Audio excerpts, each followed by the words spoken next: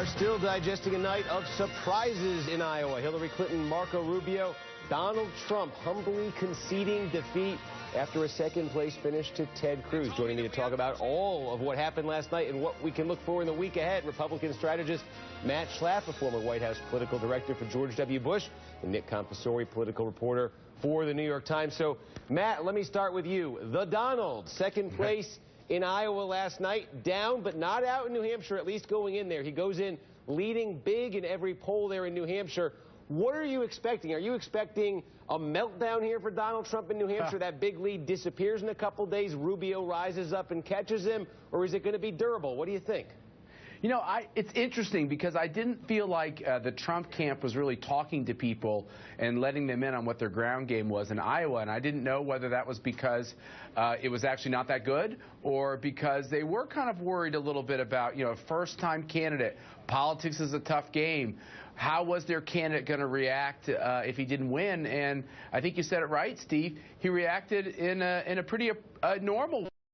The way most candidates act. He was humble and congratulatory. He was up there with his beautiful family. And I think they just feel very confident going into New Hampshire.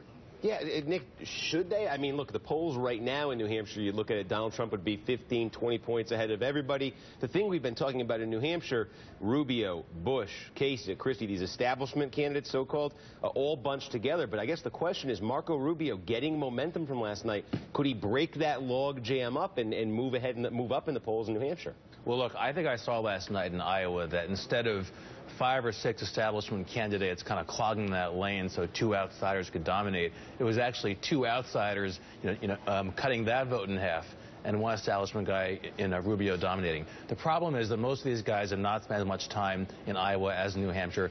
Kasich and Christie have spent a lot of time in New Hampshire. There's a lot more investment in that state. It's going to be a lot harder to pull the same kind of win out, I think. Yeah, I guess, and you follow the money side of this, too. I guess one of the other questions, too, is all of the money that's been directed by Bush in a super PAC, for instance, against Marco Rubio. Is that something that we can look to continue in New Hampshire? So Rubio's trying to rise up and challenge Trump, but does he have to worry about Bush still trying to take him down? Absolutely. I think Rubio is target number 1 for the Bush super PAC, but Kasich and Christie are targets 2 and 3, and they have a lot of money. They have $40 million or more, I believe, in their bank. They can keep on going for a while. What's striking to me, though, Steve, is when you look at the FEC reports for Donald Trump, right, this unconventional campaign, he spends the most on his charter jet, on hats and whistles and pens, not so much on field organization. And you wonder if he now regrets that choice. All right, that is an interesting note, too. Matt Schlapp, Nick Compasori, I'm really sorry on the time here. We're just tight the morning after the caucuses. We'd love to have both of you back. And up next, an inside look at the rise of Bernie Sanders to